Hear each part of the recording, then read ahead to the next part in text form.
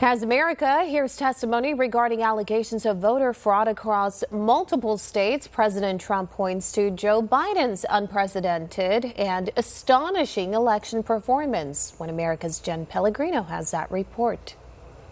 President Trump called it a must-read, arguing that it's, quote, impossible for Biden to overcome these and even greater odds.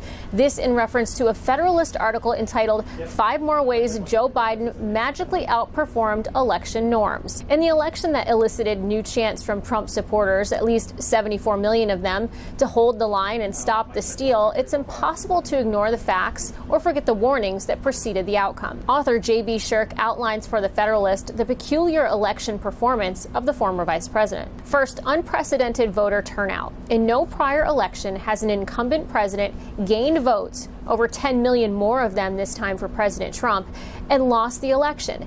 Yet it appears 80 million Americans opted for a man who spent 47 years in office and told black Americans that they weren't black if they didn't vote for him.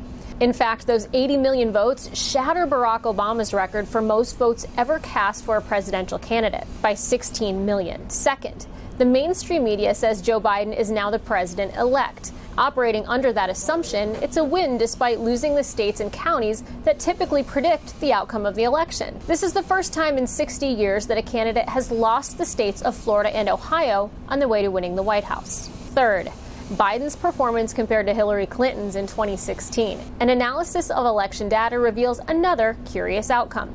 Biden underperformed Hillary Clinton in every major metro area in the country, with the exceptions of Milwaukee, Detroit, Atlanta, and Philadelphia.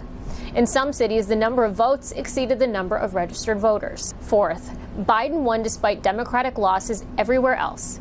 27 House seats ranked by the New York Times and Cook Political Report as toss-ups going into Election Day all appear to be won by Republicans.